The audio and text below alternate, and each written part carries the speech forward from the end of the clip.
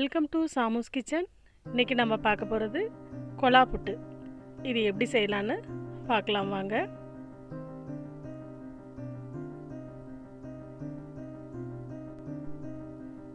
இப்போ ஒரு டம்ளரில் அதில் சூடான வெந்நீர் தண்ணி ஊற்றி நல்லா கலந்து விட்டுக்கலாம்.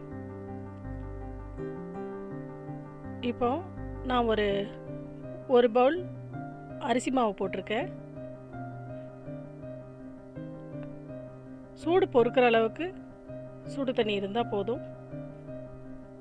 அதை ஊற்றி லேசாக விரவி விட்டுக்கலாம். ஃபுல்லாக ஊற்றிடக்கூடாது, கொஞ்சம் கொஞ்சமாக பார்த்து ஊற்றணும். நல்லா ஒன்று போல் விரவி விடணும். இப்போ நல்லா கலந்து விட்டுட்டேன். இன்னும் கொஞ்சம் கூட லேசாக தொளிச்சு விரவிக்கலாம். இப்போ பார்த்தீங்கன்னா கரெக்டான பக்குவத்தில் இருக்குது. நம்ம அப்படி இறுக்கி பிடிச்சோம்னா உருண்டையாக இப்படி வருது பார்த்தீங்களா? இந்த மாதிரி பிடிக்கிறதுக்கு வரணும். உடைச்சதும் உதிர்ந்துருது. இதே பக்குவத்தில் இருக்கணும். இது கரெக்டான அளவாக இருக்குது. இப்போ நான் இந்த கொலா புட்டு பொடியை ஒரு செம்பு தண்ணி ஊற்றி சூடு பண்ணிக்க போகிறேன்.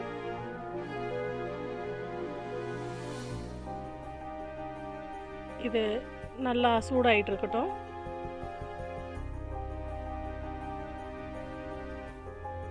இப்போ நான் இதில் இந்த கொலாப்புக்கு உள்ள ஒரு சில்லு போட்டிருக்கேன். கண்ணாக இருக்கும்.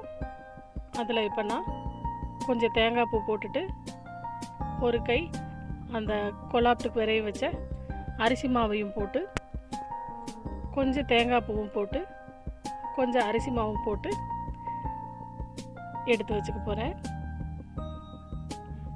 ரெண்டும் மாற்றி மாற்றி போடணும். லாஸ்ட்டாக கொஞ்சம் தேங்காய் பூவும் தூவிக்கலாம்.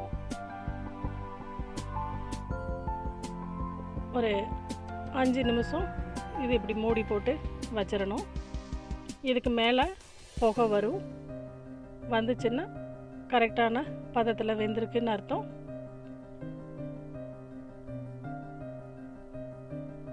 இப்போ நான் இதை தட்டில் போட போகிறேன்.